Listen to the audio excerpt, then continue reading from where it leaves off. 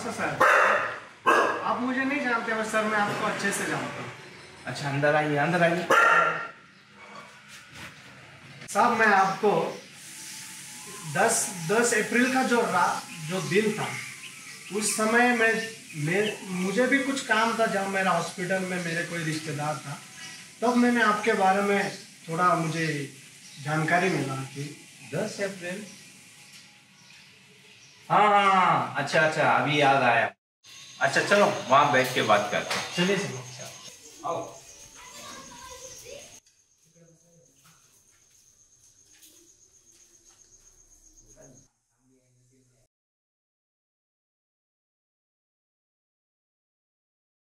Sir, मैं आपसे कुछ पूछ सकता हूँ? हाँ पूछो पूछो।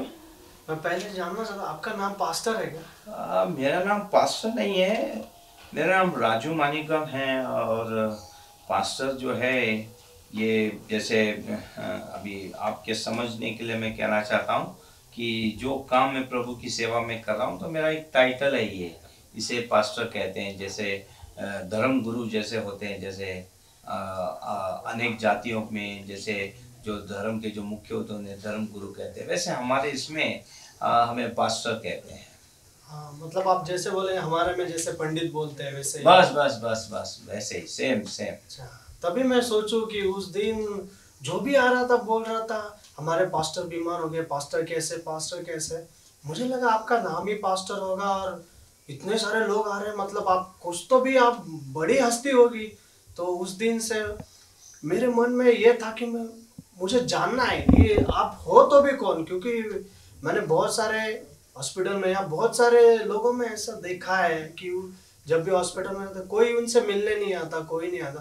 पर उस दिन मैंने कुछ देखा, वो अलग ही देखा। कितने लोग आ रहे थे, कैसे उनकी अवस्था थी वो, और क्या उनका एक प्रेम था। वो हर बार एक पास्टर पास्टर कैसे है, पास्टर क्या हुआ क्या हुआ क्या हुआ। तो मुझे उस दिन से बहुत मन में बेचैनी था कि मैं कब आपसे जाके, मुझे आपसे मिलना था, और मुझे आपके बारे में और जानना है। मतलब जानने का बहुत मेरे मन में ये था उस। भाई मैं परमेश्वर को धन्यवाद देना चाहता हूँ और आपको बताना चाहता हूँ, मैं बहुत बड़ी हस्ती तो नहीं हूँ। एक प्रभु का, यीशु मसीह का एक छोटा सा एक सेवक हूँ मैं।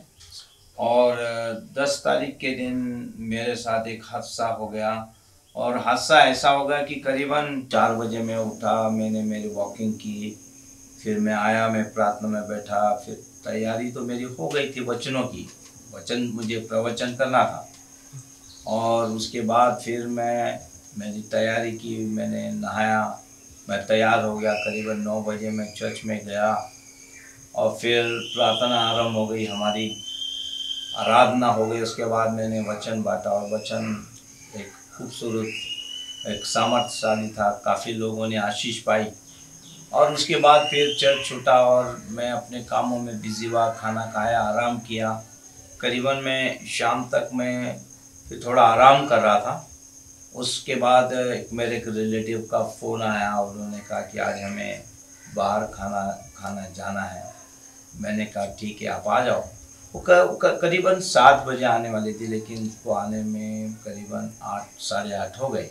फिर 8:30 बजे हम लोग यहाँ से खाना खाने के लिए गए, और हम लोगों ने खाना खाया। खाना खा के आने के बाद फिर करीबन मुझे 10 साढ़े 10 बजे में वापस घर पे आया मैं उस रात।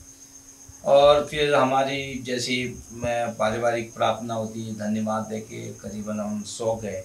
और करीबन 11:30 पौने 12 बजे थोड़ी सांस लेने में मुझे दिक्कत हो रही थी, और वो भी साधारण नहीं था कि ऐसी सांस रुक रही थी कि मुझे ऐसा लगा कि अब मैं बहुत कुछ प्रयत्न कर रहा था। और मैंने मेरे पत्नी रुथ से कहा कि मुझे सांस लेने में दिक्कत हो रही। उसने भी मेरी पीठ थपथपाई, छाती को इस प्रकार से मला कि मैं सांस ले पाऊँ। और जब उसने देखा मेरी हालत काफ़ी बिगड़ रही है, तब उसने मेरी बड़ी बहन को फ़ोन किया, और वो भी आ गई। और यही सामने मेरा एक आत्मिक बेटा रहता है गिदोन करके, उसको भी फ़ोन किया, वो भी आ गया। अब उससे जो भी करना, उसे समझ नहीं रहा था क्या करना है। और मैं इस रूम से कभी मैं ये रूम में जा रहा हूँ, मेरा और एक बेडरूम है, उस रूम में जा रहा हूँ, बस भाग रहा हूँ कि मुझे सांस मिल जाए। फैन लगा रहा हूँ जोर से, काफ़ी कोशिशें कर रहा हूँ मैं सांस लेने की, लेकिन काफ़ी देर होती थी। और मैं मेरी पत्नी को भी बोल दिया था बस मेरा ये अंतिम समय है, मेरा बचना मुश्किल है, बस इतना बोला और मैं भी निकल गया यहाँ से। और कार में से हम लोग थोड़ा आगे ही गए थे, वहाँ तक एम्बुलेंस आ गई, एम्बुलेंस। और जब मुझे एम्बुलेंस में ले जाया जा रहा था तब मेरी पत्नी बता रही है, बाद में जब मैं डिस्चार्ज होके आया तो मेरा शरीर काफ़ी ठंडा हो गया था। और एम्बुलेंस वाला कह रहा था हम कहीं नज़दीक के हॉस्पिटल में लेके जाएंगे, लेकिन मेरी पत्नी ने कहा नहीं, हमें जुपिटर ही जाना है, कुछ भी करो जुपिटर लेके चलो। और फिर वहाँ से मुझे जुपिटर में, लेकिन मुझे उसके बाद का मालूम नहीं है, क्योंकि मुझे मालूम है बस मुझे उठा के लेके गए, उतना ही याद है, उसके बाद क्या हुआ मुझे मालूम नहीं। और जब मुझे होश आई तो मैंने देखा मैं हॉस्पिटल में हूँ और मुझे ऑक्सीजन का मशीन लगाया है, और करीबन 3 साढ़े 3 बजे थोड़ा मैं सांस लेने में ज़रा मुझे अच्छा लग रहा था। उसके बाद फिर परमेश्वर की दया, सारे लोग, कुछ लोगों को मैं देख रहा था, मेरी पत्नी ने कहा सारे लोग आ गए हैं। और फिर मुझे वहाँ से वार्ड के अपना आईसीयू के अंदर शिफ्ट किया गया। आईसीयू के अंदर ले जाते समय जब ले जा रहे थे तो मैंने देखा मेरे कलीसिया के बहुत सारे लोग जो प्यार करने वाले लोग हैं वो लोग वहाँ खड़े थे, प्रार्थना कर रहे थे। बस मैं इतना ही कहूँगा कि उनकी प्रार्थनाओं ने और उस बीच में मेरी पत्नी ने जिन जिन को प्रार्थना जो कर सकते हैं वहाँ तक मेरे लिए विनती भेजी, और प्रार्थना का ही ये सामर्थ्य है। और प्रभु यीशु की अनुग्रह, उसकी दया मुझ पे हो गई कि मैं बच गया। और इतना ही नहीं, रिफास्ट मुझे रिकवरी मिली और मैं चौथे दिन में वापस में अपने घर आ गया। मैं तो मैं परमेश्वर को धन्यवाद देता हूँ कि इन बिटवीन में मेरी पत्नी ने जहाँ जहाँ प्रार्थना होती है सारे लोगों को प्रेयर रिक्वेस्ट भेज दिया मेरे लिए। और उस रात जो मेरे लोगों ने प्रार्थना की मेरे परमेश्वर ने सुनी, और परमेश्वर मुझे बचाकर फिर से लेके आया। जैसे मेरी पत्नी ने कहा कि आपको सेवा करनी है, और मैं आज सेवा कर रहा हूँ। धन्य है परमेश्वर, सच में आपके परमेश्वर ने आपको बचा लिया इसमें से, क्योंकि इतना सब होने के बाद इंसान का बचना तो नामुमकिन है। यस, ये तो परमेश्वर का चमत्कार है। यीशु को मैं दिल की गहराइयों से धन्यवाद देता हूँ। सर, मैंने सुना आप बार बार प्रार्थना का जिक्र कर रहे थे, क्या प्रार्थना में सच में इतनी ताकत होती है? प्रार्थना में बहुत सामर्थ है। बाइबल में लिखा है राई के दाने जितना अगर विश्वास होगा तुम पहाड़ों को हिला दोगे। सच में परमेश्वर महान है। ऐसा परमेश्वर भी है जिसने आपको ऐसे बचाया। क्या आप मेरे लिए भी प्रार्थना कर सकते हैं? क्योंकि मैं भी कुछ ऐसी चीजें हैं जिन चीजों से आज मैं गुजर रहा हूँ, जो मेरी रात की नींद जो चीजें चुरा रही है, मैं बेचैन सा खुद को महसूस करता हूँ। क्या आप मेरे लिए भी प्रार्थना कर सकते? जरूर। प्रभु यीशु सभी से प्यार करते हैं।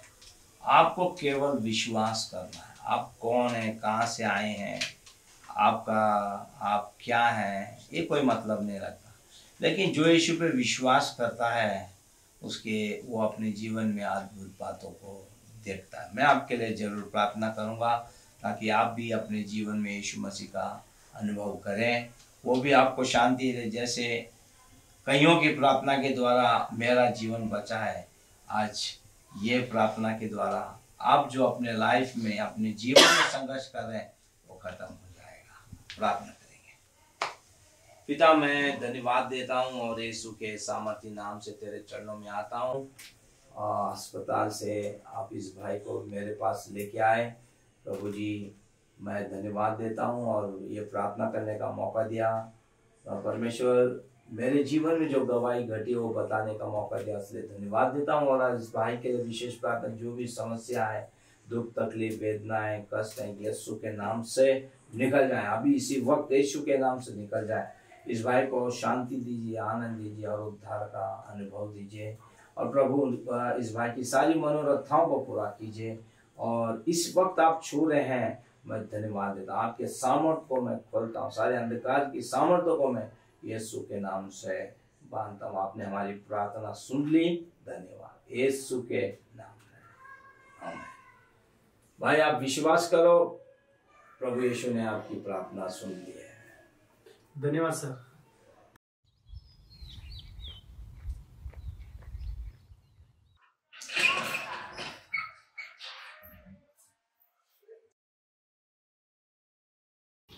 सर मैं आपसे कुछ शेयर करना चाहता हूँ सर। हाँ बोलिए ना, बोलिए। कल नहीं क्या सर, आपने मेरे लिए जो प्रार्थना की थी, मुझे सालों से नींद ही नहीं आ रही थी, पर जब आपने प्रार्थना की ना, मैं कल इतना अच्छे से सोया हूँ ना, मुझे बहुत अच्छी नींद आई सर। सर यही प्रार्थना का सामर्थ्य है, प्रार्थना काम करती है, प्रार्थना रिजल्ट देती है। Yes yes yes. उस दिन जो मैंने हॉस्पिटल में देखा, इतने लोगों की भीड़, इतना लोगों का जमा हो रहा, और लोग इतने प्यार से, इतने टूटे हुए से आ रहे हैं, और सब आपके बारे में बोल रहे थे कैसे कैसे। और जो 2 दिन में आपसे मिला, तो मुझे भी कहीं ऐसा मेरे मन में लग रहा है कि मुझे भी आपके जीवन के बारे में कुछ जानने की उत्सुकता है। क्या आप मुझे बता सकते हैं? जरूर, मैं मेरे जीवन के बारे में बताऊंगा। यस यस, मुझे सुनना ही है, प्लीज आप मुझसे बात बताइए। जरूर, हम लोग चाय पीते पीते मैं आपको मेरे जीवन की गवाही बताऊंगा कि प्रभु यीशु मसीह ने मेरे जीवन में कैसे काम किया। Yes yes yes sir, yes. ये लीजिए चाय। Thank you sir. मैं आपको बता रहा था, मेरा जो जन्म जो है, मेरी गवाही इस प्रकार है, प्रभु यीशु ने मेरे जीवन में किस प्रकार काम किया। मेरा जन्म 20 नवंबर 1966 में पूना के खड़की फेडरिक हॉस्पिटल में हुआ। और फिर मेरी माँ डिस्चार्ज होने के बाद करीबन 1 से 1.5 महीना पूना में खड़की में रही। उसके बाद वो जबलपुर आ गए, क्योंकि मेरे पिता जो थे मिलिट्री डेयरी फार्म में काम करते थे। और मेरे दो बड़ी बहन है, मेरा तीसरा नंबर है। और उसके बाद मुझसे और एक छोटा भाई है। हम इस प्रकार 2 भाई 2 बहन हैं, और इस प्रकार हमारा परिवार था। और उस समय जबलपुर में मेरे पिता का ट्रांसफर था, और हम लोग वहाँ चले गए। तो कुछ समय के बाद में अच्छा सब कुछ मेरे जीवन में चल रहा था। मेरी माँ ने जो बताया, मेरे जन्म के 1 महीने के बाद मेरी मम्मी खड़की में रही, और उसके बाद फिर वो जबलपुर चले गई। और जबलपुर में जाने के कुछ महीने के बाद मुझे एक खांसी हुई, कफ था मुझे, और खांसी इतनी भयानक हो गई कि बहुत ही तकलीफ होने लगी। और फिर मेरे माता पिता मुझे अस्पताल के अंदर लेके गए, और जहाँ मेरा इलाज हो रहा था, और उस खांसी इतनी भयानक थी कि वो मेरे लिए जानलेवा बन गई। आपने मुझे बुलाया डॉक्टर जी? जी हाँ, बैठिए। मुझे आपसे राजू की तबीयत के बारे में बात करना था। उसकी तबीयत अभी बहुत पहले से बिगड़ चुकी है। हमने सारे टेस्ट करवाए, सारे स्कैन करवाए, सारी दवाएं उसे दी, लेकिन उसकी जो शरीर है, जो फेफड़े है, उसके लिए प्रतिसाद नहीं दे रहे। इसलिए अभी हमने सारे प्रयास कर चुके हैं। आप आपके रिश्तेदारों को बुलाइए, और जो बाकी का प्रोसेस है आपको बाहर समझाएं। ऐसे मत करिए डॉक्टर जी, आप ही बचा सकते हैं। कैसे भी करके मेरे बच्चे को बचा लीजिए प्लीज डॉक्टर जी। मैं समझ सकती हूँ आपको, लेकिन हमने हमारी तरफ से सारे प्रयास किए हैं। अभी आप खुद आप ही छोड़ दीजिए। मैंने अंतिम सांस ली, और डॉक्टर ने कहा राजू इज नो मोर। और मेरे माता पिता बहुत डिस्टर्ब हो गए, और उनका डिस्टर्ब होना भी जायज़ था, क्योंकि 2 बेटियों के बाद मैं पहला बेटा था। मेरे पिता बहुत टूट गए थे, और उसके बाद मेरी डेड बॉडी वो जहाँ हम जबलपुर में जहाँ मेरे डैडी काम करते थे मिलिट्री डेयरी फार्म क्वार्टर्स में लेके आ गए। सारे लोगों को मालूम पड़ गया, सारे लोग इकट्ठा हो गए, रो रहे हैं सब जन। और मेरे डैडी ने अपने फैमिली में, मेरी माँ ने अपने फैमिली में टेलीग्राम कर दिया, कहा कि राजू नहीं है, और सारे लोग तैयारी में लग गए।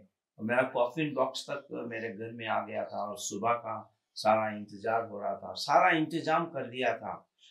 मैं परमेश्वर को धन्यवाद देना चाहता हूँ। भले मेरी पूरी मुझे गाड़ने की कब्रिस्तान में पूरी तैयारी हो गई थी, लेकिन मेरा परमेश्वर जिसने मुझे बुलाया वो मुझे वहां जाने की इजाजत नहीं दे रहा था। और परमेश्वर अद्भुत, जहाँ सब कुछ खत्म हो जाता है वहां से परमेश्वर काम अपना आरंभ करता है।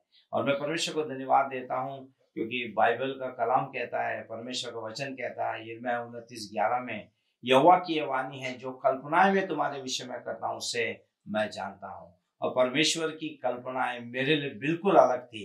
मुझे सांगवी आना था, सांगवी में परमेश्वर का राज्य बढ़ाना था, परमेश्वर की सेवा करनी थी, लोगों को सुसमाचार सुनाना था। ये परमेश्वर की योजना थी। मैं परमेश्वर को धन्यवाद देता हूँ। और परमेश्वर ने मेरे लिए एक अद्भुत योजना बनाई जिसे मैं आप समझ रहा हूँ। मैं परमेश्वर को धन्यवाद देता हूँ। और उस रात मेरी माँ बताती है, जब मैं सोया था, डेड बॉडी थी मेरी, तो मेरी माँ रो के प्रार्थना कर रही थी और कह रही थी परमेश्वर से, यदि राजू को तुम लौटा दोगे तो मैं उसे तुम्हारी सेवा के लिए दे दूंगी। और ये उनके शब्द थे, एक कमिटमेंट था, एक वाचा उन्होंने परमेश्वर से बांधी थी। और उस वक्त ऐसा था, मेरी परिस्थिति उस वक्त, मेरे माता पिता, मेरे पिता जो थे अन्य जाति में से थे, लिंगायत परिवार में से थे, और मेरी माँ रोमन कैथलिक थी, लेकिन उन्होंने प्रार्थना की। मैं परमेश्वर को धन्यवाद देता हूँ कि उस परमेश्वर ने उस आवाज को सुना और परमेश्वर ने प्रार्थना का उत्तर दिया।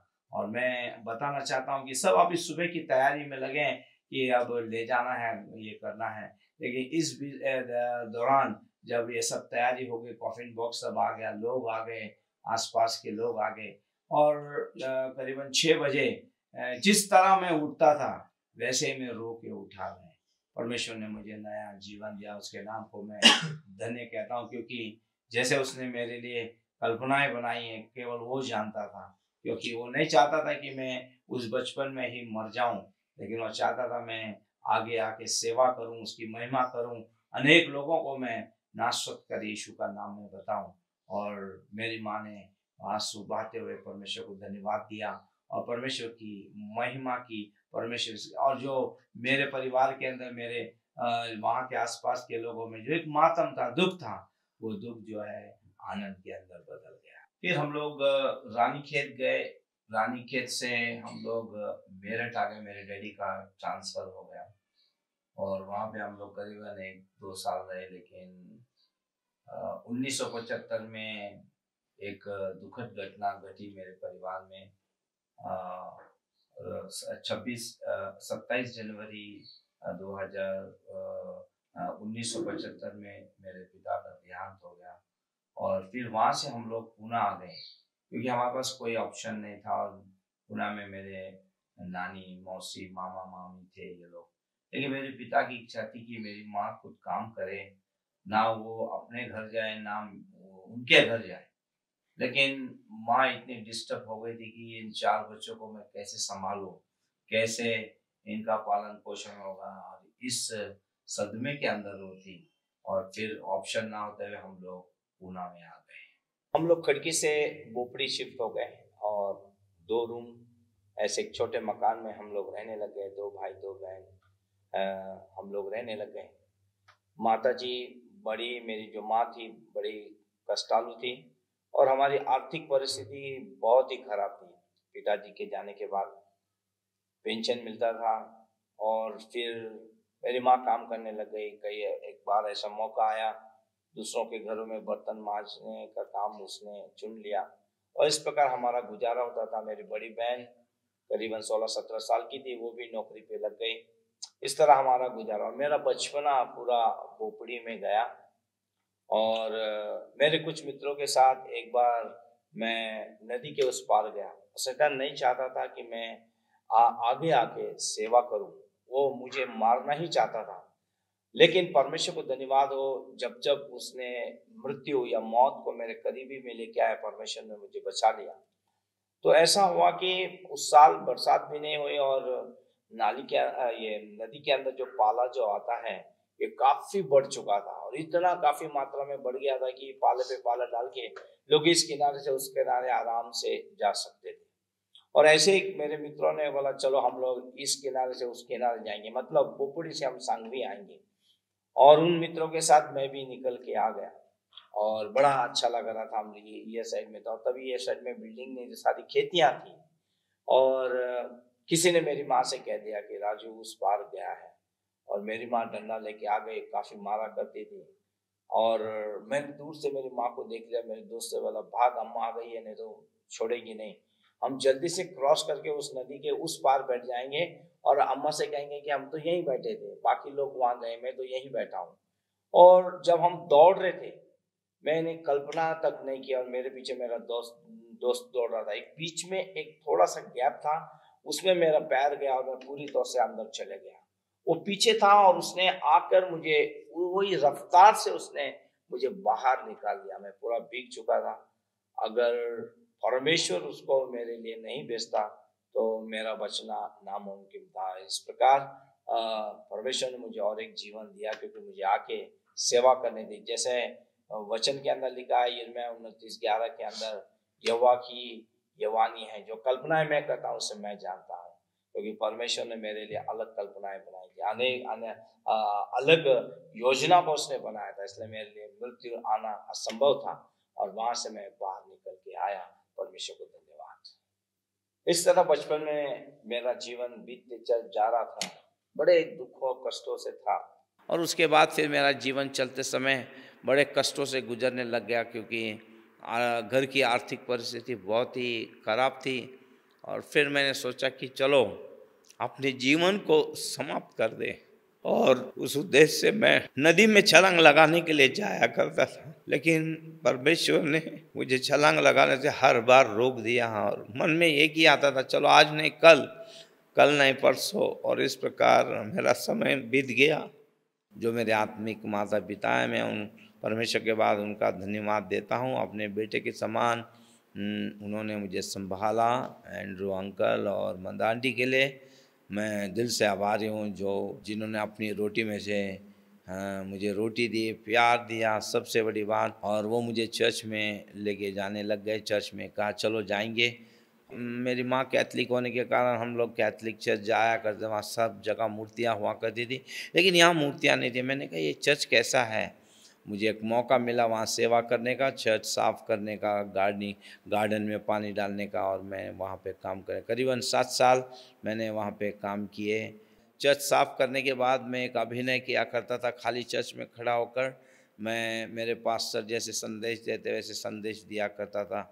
मैं नहीं जानता था कि ये अभिनय जो है एक दिन हकीकत में बदल जाएगा। 1990 की बात है, मई महीने का कैंप था, हम लोग यूथ कैंप लोग गए थे। और पहली बात मन के अंदर चाहत हुई कि परमेश्वर तू बात कर। और 6 दिन का उपवास मैंने किया, और मैं उपवास करके पहुंचा। और पहला संदेश वहाँ पे जो वक्ता थे बेंगलोर के ऑर्थर करके, पास्टर ऑर्थर करके, उन्होंने संदेश ख़त्म किया और वे भविष्यवाणी कर रहे थे। और सीधा आए, उन्होंने हाथ रख के प्रार्थना की और कहा कि प्रभु ने तुझे अपनी सेवा के लिए अलग किया है, तो तू दुनिया के काम नहीं कर सकता है। और जो कुछ भी उन्होंने कहा वो मेरे लाइफ में मैं देख रहा हूँ कि परमेश्वर ने जो कहा वो मेरे जीवन में परमेश्वर पूरा कर रहा है। मैंने तो ज़्यादा बाइबल भी नहीं पढ़ी है,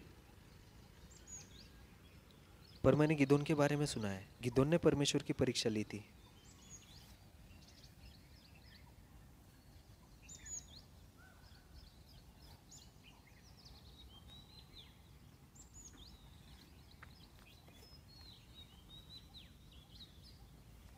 अगर छापा आया तो मैं बाइबल कॉलेज जाऊंगा, अगर कट आया तो मैं नहीं जाऊंगा।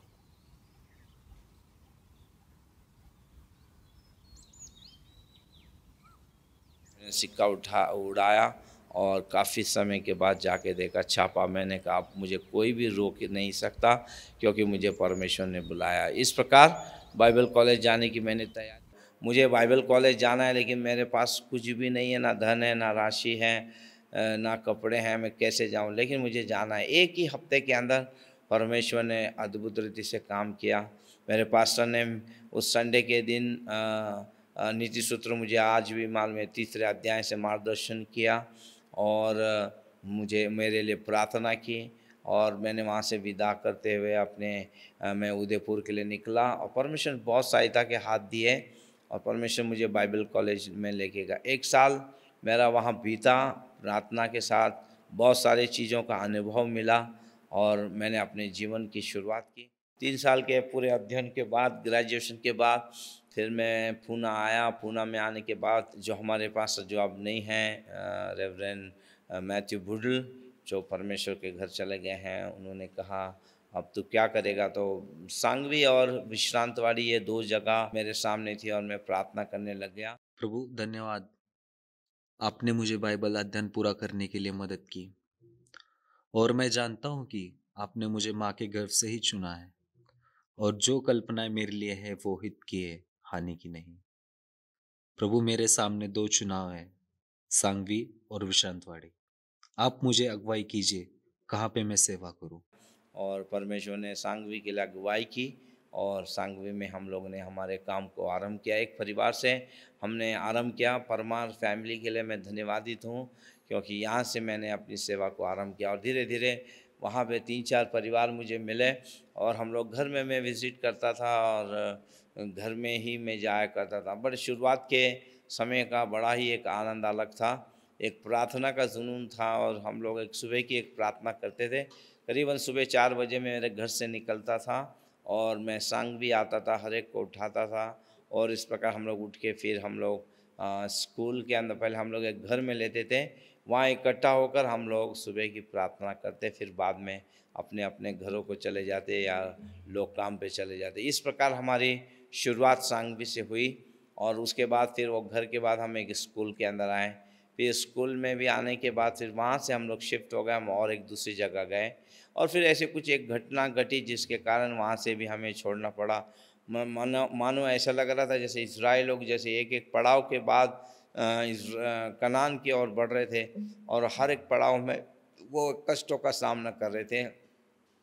सेवा में भी ऐसे ही कई कष्टों का सामना किया। आरंभ की हुई कलीसिया के अंदर आनंद था और बहुत काफ़ी लोग मिले जो लोग दुष्ट आत्माओं से भरे थे और परमेश्वर ने उनको छुटकारा धीरे धीरे प्रभु हमें बढ़ाते जा रहा था। फिर 9 जुलाई 1995 में पास्टर रेवरेंड ऑगस्टिन वासर की अगुवाई में हम लोग ने रविवार की आराधना का आरंभ किया ताकि लोग सांगवी में आराधना कर पाए और वहाँ से हमारी शुरुआत हुई और शुरुआत की सेवा भी बड़ी मज़ा आती थी। और ये जुलाई महीना होता था और आने वाले समय के लिए बड़ा प्रश्न होता था, भारी बरसात होती थी, कैसे करेंगे मीटिंग। लेकिन परमेश्वर बहुत ही विश्वास योग्य, जब हम प्रार्थना करते थे बरसात रुक जाती थी और जब हमारा कन्वेंशन लास्ट ख़त्म हो जाता, हम भोजन करके जब अपने अपने घर के लिए निकलते या घर पहुंचते तब धूम जोर से बरसात गिरती थी। बड़ा मज़ा आ रहा था उस समय में भी और इस प्रकार हमारी सेवा बढ़ते गए। फिर हम लोग वहाँ से निकले और संगम नगर में हम लोग आए। एक परिवार के अंदर हम लोग प्रार्थना कर रहे थे, करीब ये 2000 साल की बात है और जहाँ पे हम ले रहे थे पीटर अंकल का भी मैं मन से धन्यवादित हूँ जिन्होंने अपना नया घर हमें आराधना के लिए दिया था। फिर एक समस्या हमारे सामने आई, करीबन अप्रैल महीने का मंथ था और ईस्टर के दिन हमें वो घर उनके हाथ में देना था और हमारी आराधना फिर वापस आके बंद हो गई और हम सोचने लगे अब हम क्या करें। लेकिन जब हम वहाँ पे मीटिंग ले रहे थे तब एक स्पेशल मीटिंग थी और हम चाय लेते समय हम उसकी छत पे आए थे और वो सेवक बोल रहे थे अगर ये ऊपर की जगह हमें मिल जाए तो कितना अच्छा होगा। और हम लोगों ने एक प्रार्थना की थी और हम भूल गए थे उसको। लेकिन परमेश्वर को धन्यवाद हो, जब हमारी आराधना काफ़ी समय बंद थी, पीटर अंकल के मन में परमेश्वर ने काम किया और उनके बेटे एडवर्ड उन्होंने हमें बुलाया और फिर अपने छत पर हमें आराधना करने के लिए हमें जगह दी।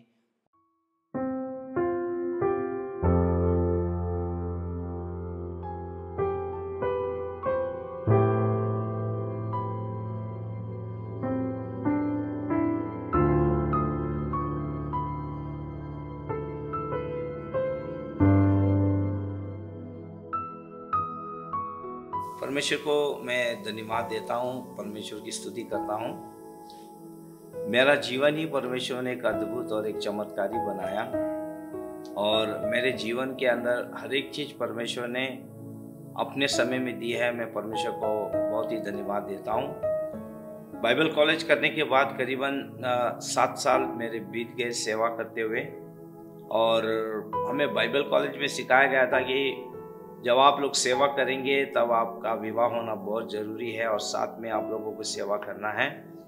और इस दौरान 7 साल जब बीत गए मेरे, तब चर्च का एनिवर्सरी था और उस समय में मैंने अपने प्रिंसिपल डॉक्टर थॉमस मैथ्यू को बुलाया था। वे हमारे मुख्य वक्ता थे और सबसे पहले जब वो मुझसे मिले रेलवे स्टेशन पे, जब मैं उनको रिसीव करने गया, पहला सवाल उनका यही था, क्या तुमने शादी की क्या? मैं बोला नहीं सर। तब उन्होंने मुझे बहुत डांटा और कहा कि शादी क्यों नहीं की, क्या कारण है? और तब मैं उन्हें बता रहा था, सर मेरी बात चल रही है और मैं अभी जल्दी विवाहबद्ध हो जाऊंगा। और उन्होंने कहा ठीक है, आपकी होने वाली पत्नी को आप जरूर इस मीटिंग में बुलाना, मैं उनसे बात करूंगा। और इस प्रकार ये बात मेरे विवाह की किसी को मालूम नहीं थी और परमेश्वर को मैं धन्यवाद देता हूँ कि पहली मीटिंग होने के बाद संडे का दिन था और मीटिंग ख़त्म हो गई और तब प्रिंसिपल से मैंने रूथ को मिलाया और वे दोनों थोड़ा हमसे दूर जाके बैठ के बात करने लग गए। और फिर वहाँ से कुछ समय के बाद उन्होंने चिल्लाया, मानिकम आप पास हो गए करके। और सारे लोग जितने चर्च के अंदर थे वे समझ नहीं पा रहे थे, क्योंकि किसी को मालूम नहीं था कि रूथ से मेरा विवाह होने वाला है करके। और फिर मैंने सर से कहा, सर किसी को पता नहीं, बोले कोई बात नहीं। और मैं परमेश्वर को धन्यवाद देता हूँ कि परमेश्वर ने मेरे जीवन में एक सुंदर पत्नी रूथ के रूप में दी। मैं आभारी भी हूँ, क्योंकि मेरे विवाह को लेके मैं 2000 के समय में बड़ा परेशान था, क्योंकि मेरे लाइफ में 3 जनों ने मुझे पसंद किया, लेकिन मेरे आर्थिक परिस्थिति के कारण मुझे रिजेक्ट कर दिया था। फिर भी मैं परमेश्वर को धन्यवाद देता हूँ। और 2000 साल मेरे लिए एक बहुत ही कठिनाई और टफ का था, क्योंकि चर्च की आराधना के लिए जगह नहीं थी और मैं अपने विवाह को लेकर चिंतित था, क्योंकि उस समय जो मुझे वेतन मिल रहा था वो बहुत ही कम था। लेकिन मैं परमेश्वर को धन्यवाद देता हूँ, क्योंकि परमेश्वर मेरे साथ था और मैंने 2000 साल मेरे लिए बड़ा ही आशीष में रहा। और मैंने कहा कि डू एंड डाई का ये साल है मेरे लिए, और मैं परमेश्वर के चरणों में, आप यकीन करो या नहीं करो, 11 महीने मैंने उपवास और प्रार्थना की है। उसमें कितने 21 दिन थे, 7 दिन थे, 3 दिन थे, मैं नहीं जानता, लेकिन परमेश्वर ने उस वर्ष मुझे उत्तर दिया। परमेश्वर ने मेरी प्रार्थना का उत्तर दिया। अब मैं आपको बताना चाहता हूँ कि चर्च भी हो गया। संगम नगर में हमें एक जगह मिली। भाई पीटर अंकल का मैं मन से आभारी हूँ, जिन्होंने हमें उनके छत के ऊपर, टेरेस के ऊपर चर्च बनाने की अनुमति दी। और पहले हम उनके घर में ही लेते थे, और उस दौरान जब हम उनके घर में नीचे लेते थे तब उन्होंने कहा कि ईस्टर के दिन आपको ये घर मुझे देना होगा, क्योंकि हम लोग यहाँ पे रहने के लिए आएंगे। और हमारी अंतिम आराधना थी। उससे थोड़ा समय पहले जब मेरे विवाह की बात चल रही थी, तब मैंने परमेश्वर से यही प्रार्थना की थी, मैं उस लड़की से शादी करूँगा या मेरे लाइफ में वो लड़की आएगी जो मेरे पेमेंट को नहीं पूछेगी, मेरे वेतन को नहीं पूछेगी और सेवा के लिए सेवा का मन रखती होगी। और मैं ऐसे प्रार्थना करते समय मैं कलकुंबी आंटी का भी आभारी हूँ कि उनकी तरफ से ये रिश्ता मेरे लिए आया और उन्होंने कहा कि एक लड़की है, आप देखो और उसे पसंद करो, वो बहुत अच्छी है। और मैंने सबसे पहले मैं पूछता हूँ, ये मेरा स्वभाव था कि लड़की कौन से चर्च की है, तो उन्होंने कहा सेंट एंड्रू चर्च की है। मैंने उनसे कुछ नहीं कहा, क्योंकि सेंट एंड्रू चर्च में मैं जानता हूँ वो चर्च है, लेकिन वहाँ की आराधनाओं को मैं जानता हूँ। मैंने कहा नहीं, मैं एक सेवक हूँ और मैं ऐसी लड़की से नहीं कर सकता। वापस से कलकुंबी आंटी मेरे पास आई और उन्होंने वापस मुझसे कहा कि आप जवाब नहीं दे रहे हैं। और फिर मैंने सोचा और प्रार्थना की और मैंने कहा ठीक है, आप उसे रूथ को बुलाइए, मैं मिलना चाहता हूँ। अब मुझे मिलना था और देखना था। उन्होंने और एक बात कही जिसके लिए मैंने हाँ भरी। उन्होंने कहा जिस तरह आप सोच रहे हो वैसे नहीं है। वो कॉटेज मीटिंग लेती है, वचन शेयर करती है, डिलीवरेंस करती है। जब डिलीवरेंस का नाम आया तब मेरे दिमाग की बत्ती जली और मैंने सोचा कि सेंट एंड्रू के अंदर, इस चर्च के अंदर इतना रिवाइवल कहाँ से आया कि ये लोग डिलीवरेंस कर रहे हैं। मैंने सोचा परमेश्वर का काम है और फिर मैंने कहा मैं मिलना चाहता हूँ। और ऐसा हुआ कि उनका जो बेटा है उनकी बहू जो है उसका डेडिकेशन था और उस डेडिकेशन के अवसर पर मैंने कहा कि आप रूथ को बुला लीजिए। और उस डेडिकेशन के अंदर मेरा ख्याल खाली रूथ के ऊपर था और आराधना आरंभ हो गई। वो आराधना करने लग गई और हर एक चीज़ में वो इन्वॉल्व हो रही थी, आमीन बोल रही थी। और उसके बाद ऐसा हुआ कि वचन में भी उसकी सहमति थी और उसने अन्य भाषा भी बोली, जिसके लिए मैं थोड़ा सॉफ्ट हो गया। और मैंने मीटिंग होने के बाद मैंने मुलाकात की। मैंने आंटी से कहा मैं प्रार्थना करूंगा और जब तक मैं उत्तर ना दूं आप कोई जवाब नहीं करेंगे और कुछ आगे बात नहीं बढ़ाएंगे। और उसके बाद मैं परमेश्वर के साथ मैं उपवास प्रार्थना में था और मैंने ये बात प्रभु के सामने रखी और फिर परमेश्वर की ओर से मुझे हाँ मिल गई। मैंने परमेश्वर को धन्यवाद दिया। लेकिन मेरे शादी के अंदर बहुत क्लाइमैक्स था। करीबन ये बात थी जो जनवरी में हुई और उनके माता पिता ने, मतलब रूथ के माता पिता ने मुझे प्रचार करते हुए कहीं सुना और वो पसंद करते थे और वो कह रहे थे कि हमें भी हमारी बेटी के लिए ऐसा ही लड़का चाहिए, लेकिन ये तो महाराष्ट्र नहीं है, तो तमिल है, क्या ये मराठी से शादी कर सकता है क्या? और मेरे सोच विचार यही थे क्योंकि मेरे परिवार के लोग भी मेरे शादी के लिए पीछे थे और वो चाहते थे कि मैं साउथ इंडियन लड़की से शादी करूं। और मैंने उनसे कहा कि मेरे विवाह के अंदर कोई हस्तक्षेप नहीं करेगा क्योंकि ये मेरा डिसीजन रहेगा, मुझे सेवा करनी है। और साउथ इंडियन मैं इसलिए नहीं करना चाहता था क्योंकि उनको इंग्लिश छोड़े तो हिंदी नहीं आती और मराठी तो बहुत दूर की थी और मैं एक मराठी भाषी लड़की से करना चाहता जिससे मेरी सेवा आगे बढ़ पाए। और इस प्रकार मैंने प्रार्थना की और मैं जो प्रार्थना का उत्तर परमेश्वर ने दिया और मैंने यही कहा था, परमेश्वर जो लड़की मेरे पेमेंट को नहीं पूछेगी, पैसे को नहीं पूछेगी, मैं उसी से करूँगा। और रूथ उसमें से एक थी। परमेश्वर ने मुझे उत्तर दिया और करीबन जनवरी से लेके रूथ के परिवार से यही उत्तर आता था, हम आ रहे हैं। करीबन नवंबर निकल गया और फिर नवंबर में मुझे एक डिसीजन लेना पड़ा और मैंने एक संदेश भेजा कि मैं दिसंबर में तो शादी कर रहा हूँ, भले रूथ करे या ना करे। और फिर परमेश्वर से पूछा कि आपने तो हाँ बोला और फिर हमारी बात हुई और हमारी डेट 2000 के अंदर 29 दिसंबर फिक्स हुई। और इस प्रकार हम लोगों ने हमारी तैयारी की और इस प्रकार हम लोग आगे उसमें से निकले। मैं परमेश्वर को धन्यवाद देता हूँ। शादी के अंदर में भी बहुत सारी समस्याओं का बवंडर था, बहुत सारी चीज़ें के लिए मैं अपने चर्च, जहाँ से मेरा जो आत्मिक चर्च है ज़ायन पेंटिकॉस्टल खड़की चर्च, मैं उनका भी आभारी हूँ। उस समय के पास्टर रेवरेंड ऑगस्टिन वास्कर और उसके पूर्व जो मेरे पास्टर थे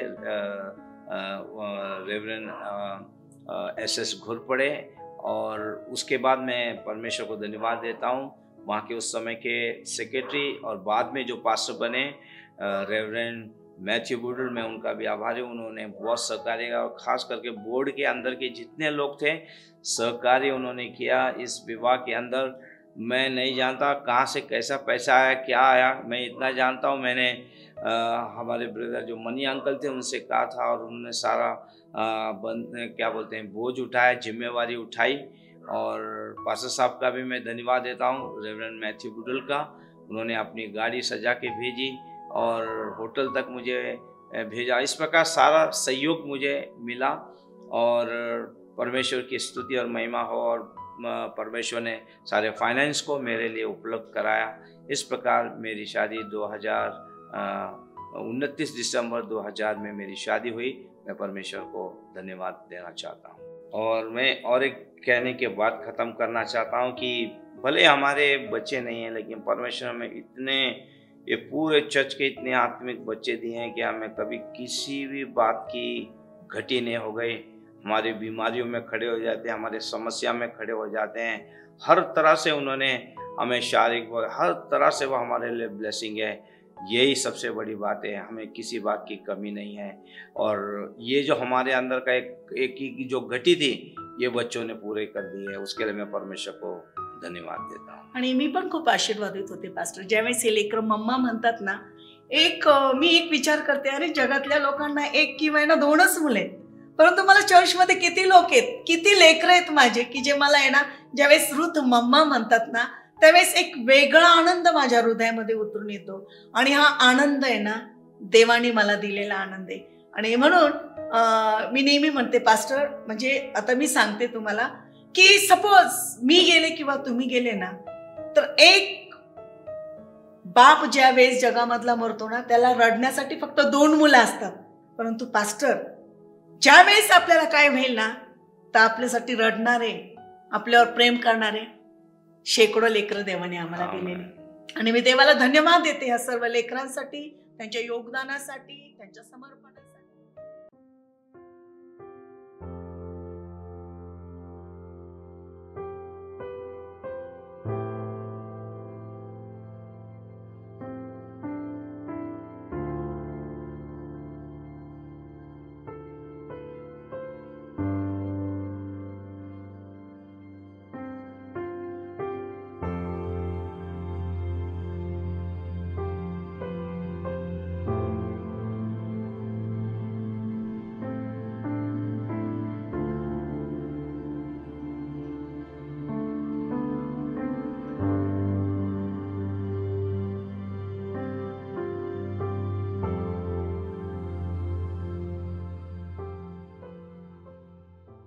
ये सही बोलता है कि एक जीवन साथी को जब जुड़ता है तब उससे और इफेक्ट बढ़ता है, और बोलते हैं एक के साथ एक से भला 2। पर मैं और जानना चाहता हूँ कि जैसे आपने कि हर एक धर्मगुरु का अपना अपना स्थान रहता है, वैसे ही आप एज अ धर्मगुरु करके तो आपका भगवान या आपका जो सेवका है वो कैसे बढ़ी? हाँ, ये सबसे बड़ा रहस्य है हमारी सेविकाई के अंदर का, और इसका जो रहस्य है वो है प्रार्थना। जब से हम लोग ने आरंभ किया 1995, जब हम लोग ने पहली आराधना आरंभ की, मैं अच्छी तरह से जानता हूँ, रेवरेंड ऑगस्टिन बासर के नेतृत्व में हम लोग ने 9 जुलाई 1995 में हम लोग ने आराधना को आरंभ किया। एक छोटे से रूम के अंदर से हम लोगों ने किराया दे के हम लोग ने आरंभ किया। वहाँ पे 4-5 परिवार हम इकट्ठा होते थे और वहाँ से हमने आराधना किया। लेकिन उस आराधना और एक कलीसिया बढ़ने का सबसे बड़ा मेन फोकस था प्रार्थना, और हम लोग ने सुबह की प्रार्थना रखी थी। मैं आपको बताना चाहता हूँ, सुबह में करीबन मेरे घर से अभी ये ब्रिज बना है, उस समय ब्रिज नहीं था, दापुड़ी से घूम के सांगवी आना पड़ता था, और ये बड़ा ब्रिज भी नहीं था, सांगवी का एक छोटा ब्रिज था। सुबह सुबह एक जोश रहता था, मैं सुबह सुबह आता था और मेरे लोगों को उठाता था, चलो प्रार्थना के लिए जाना है। और फिर कोई उठता था, चलो हम आ रहे हैं ऐसे। और हम लोग एक स्कूल के अंदर जहाँ लाइट नहीं थी, वहाँ पे हम लोग लैंटर्न लगा के, दिया लगा के हम लोगों ने ऐसे प्रार्थना का आरंभ किया। बहुत मज़ा आने का। करीबन 6:30-7 बजे तक, दिन निकलने तक, रोशनी होने तक, उजाला होने तक हम लोग प्रार्थना करते थे। ये इसका रहस्य है। और आज भी मैं बताना चाहूँगा कि हम लोग ने आज भी प्रार्थना का बल रखा है, और परमेश्वर ने इस कलीसिया के अंदर प्रार्थना करने वाले योद्धाओं को रखा। मैं रहूं ना रहूं, प्रार्थना कभी बंद नहीं होती। प्रार्थना करने वाले बराबर आते हैं, और प्रार्थना के बलबूते पे हम लोगों ने बहुत सारे युद्धों को जीता है, समस्याओं के ऊपर हमने मात की है, और हम लोगों ने परमेश्वर के चमत्कारों को देखा है, आशीषों को देखा है, हमारी कलीसिया को बढ़ते हुए देखा है। उसका मेन बेस है प्रार्थना। प्रार्थना नहीं होती तो हम लोग यहाँ तक नहीं आते। फिर मैं आपको बताना चाहता हूँ कि स्कूल से निकलने के बाद फिर हमारे पास एक समस्या थी कलीसिया लेने की। हम लोग एक परिवार में लिया करते थे, बंजारे परिवार था, वो बहुत ही अच्छा था।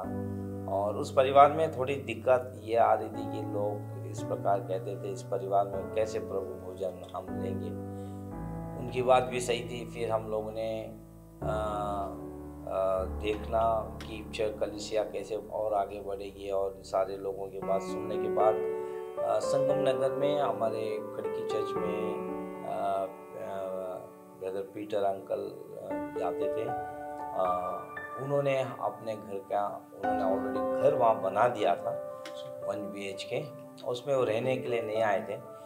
तो उन्होंने हमको दे दिया, कहा कि जब तक हम नहीं आते आप लोग यूज़ करो। तो हम बहुत खुश हो गए, और करीबन हम लोगों ने वहाँ पे 1 साल मीटिंग ली। और 1 साल के जब अंदर हम लोग, मैं अच्छी तरह से जानता हूँ, ईस्टर का समय था वो, और उससे पहले हम लोगों ने वहाँ पे मीटिंग्स की हैं। और मीटिंग्स में ऐसा हो गया कि एक स्पेशल मीटिंग रखी थी, और उस मीटिंग के दौरान हम लोग छत में जब चाय पी रहे थे, तो मेरे कुछ पास्टर लोग आए थे, दोस्त लोग, हम लोग बैठ के प्रार्थना कर रहे थे। और ऐसे ही हम बात कर रहे थे, अगर ये टेरेस हमको मिल जाए तो कितना अच्छा होगा। हम लोगों ने प्रार्थना की और हम लोगों ने मांगा। हमें मालूम नहीं था कि परमेश्वर की योजना आगे क्या है। और वो मीटिंग ख़त्म हुए चले गए। फिर ईस्टर के समय में हमें वो घर देना था, और लास्ट मीटिंग हम लोगों ने ईस्टर की ली। अब हमारे पास बड़ी समस्या थी कि इसके बाद हम जाएंगे कहाँ, इतने लोग हो गए थे। अब अगर मीटिंग रोकते हैं तो लोग चले जाएंगे। और ऐसे विचार में पीटर अंकल जो थे, उन्होंने अपने बेटे एडवर्ड से रिक्वेस्ट किया कि चर्च के लिए ऊपर जगह दे दो और टेरेस पे बांध दिया जाए, इनको जगह दे दो, चर्च लेने दो, ये अच्छा होगा, भला होगा।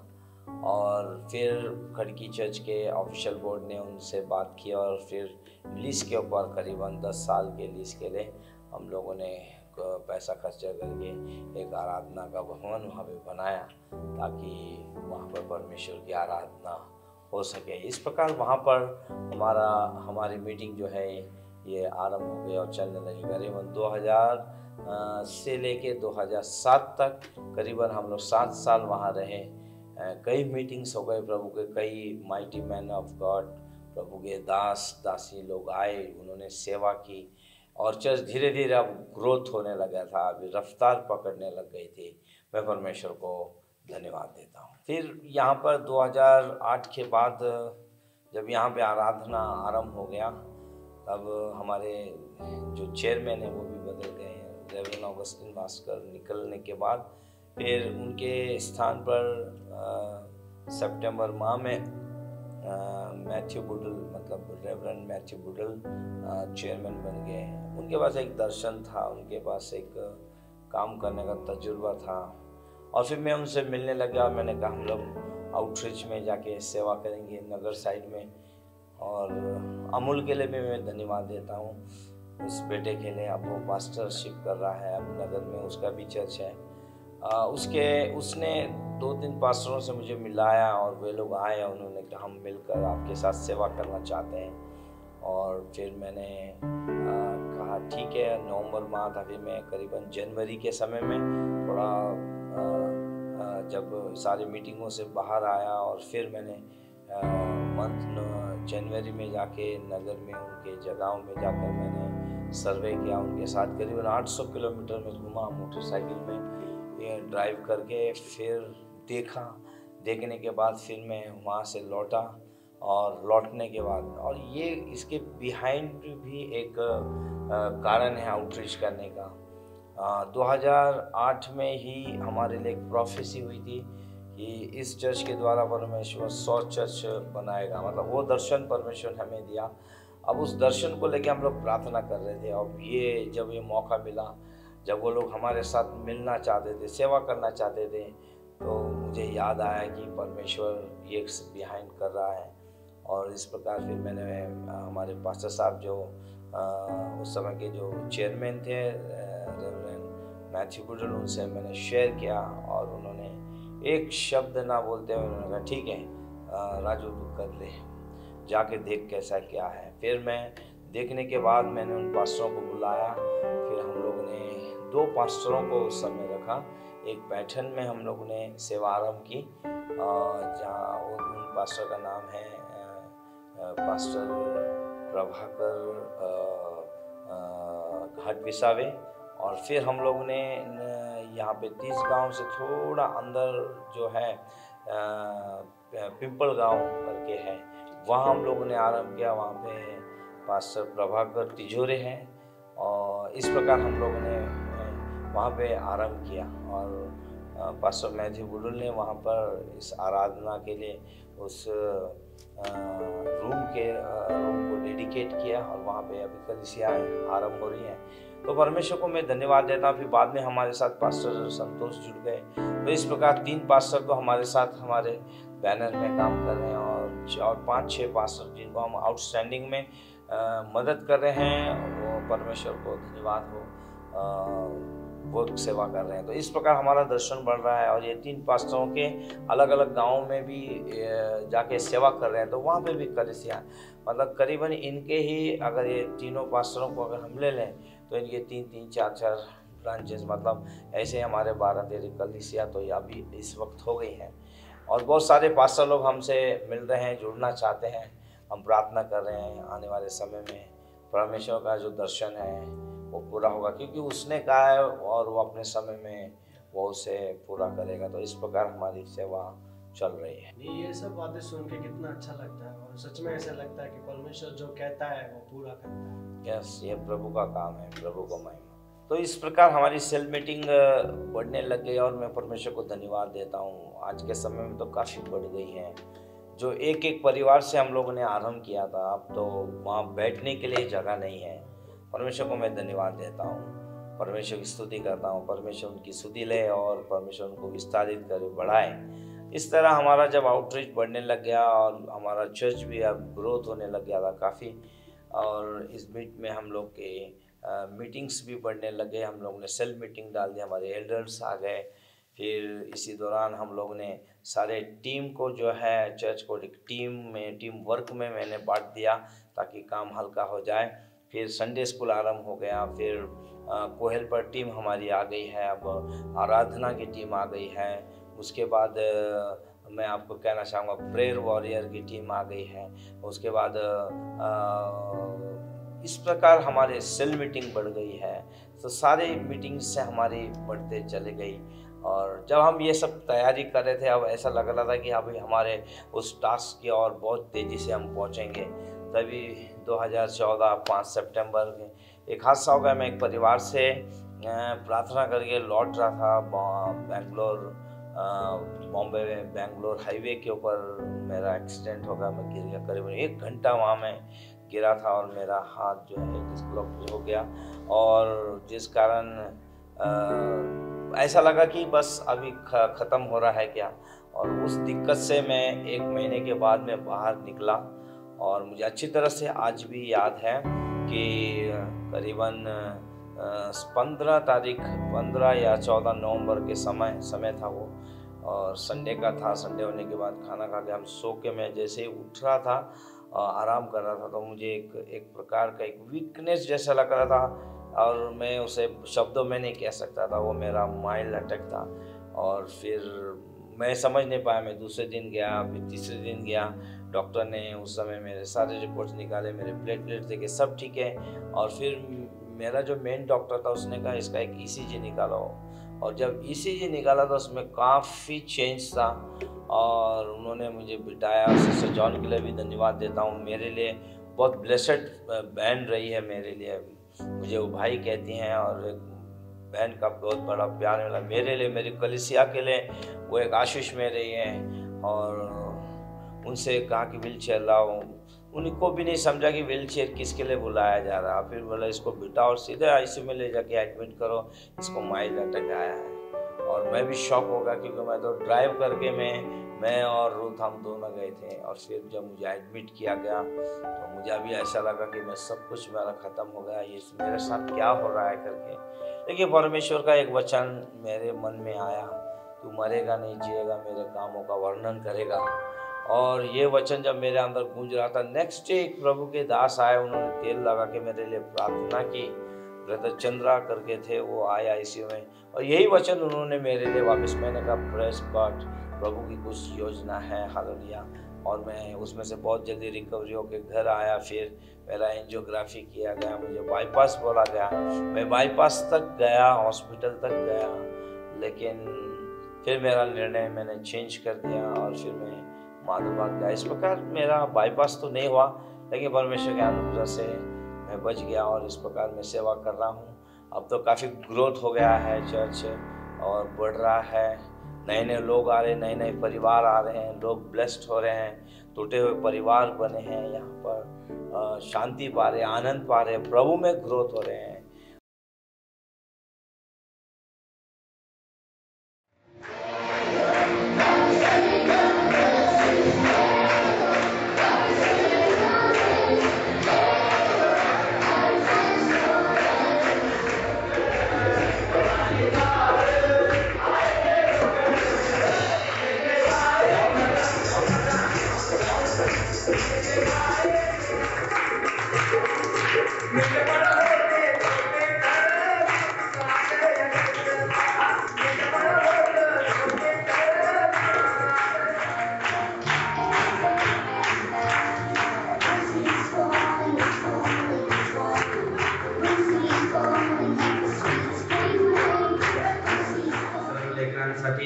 धन्यवाद देऊया. देवाने आपल्याला सुंदर लेखन दिलेले, त्यांच्यामध्ये टॅलेंट आहे, प्रेस कार्ड त्यांनी आज देवाच्या गौरवासाठी अर्पित केलेल्याबद्दल आपण देवाला धन्यवाद देऊया.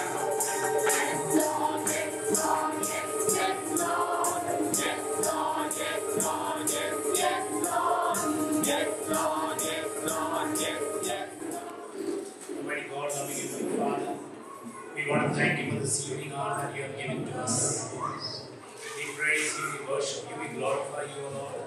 We lift up your name, O Master. Thank you, Lord Jesus. सारी सृष्टि को सिर्फ तेरा सहारा है प्रभु.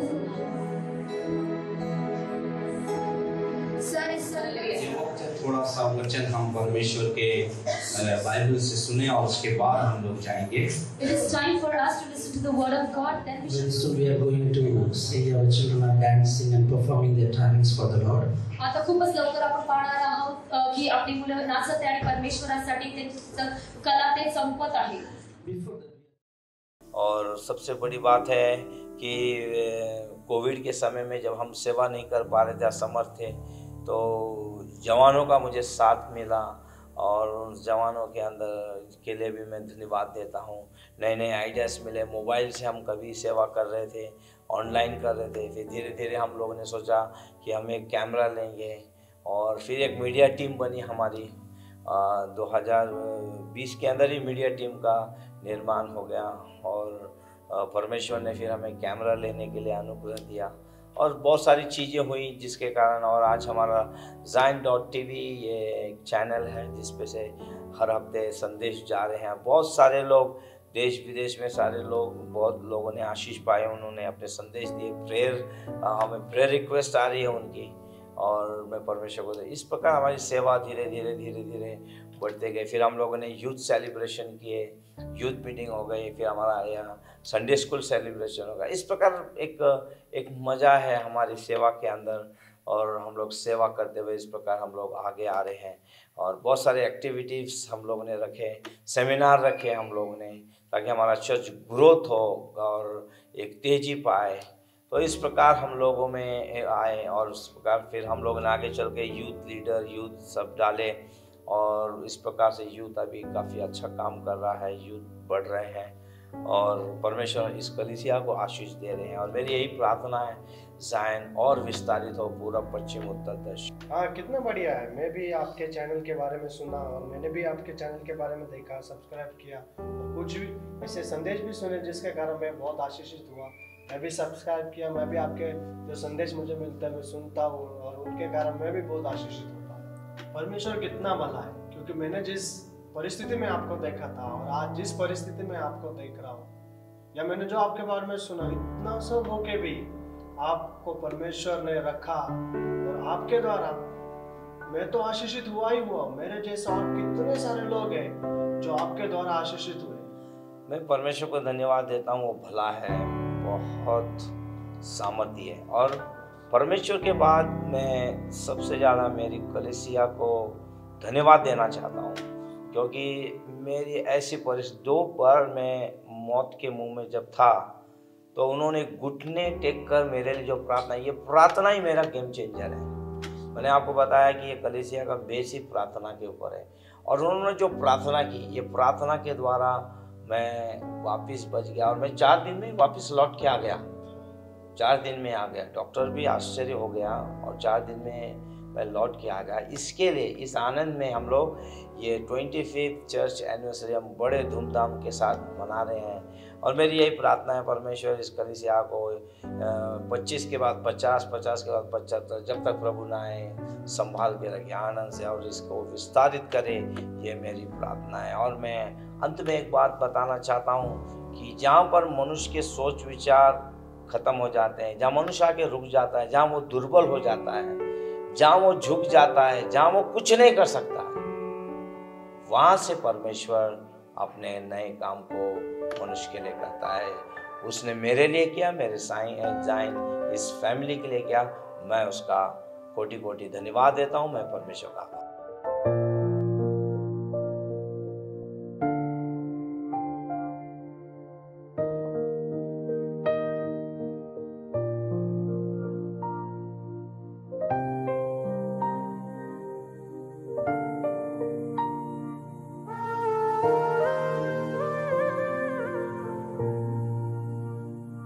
धन्यवाद के साथ स्तुति गाऊंगा, हे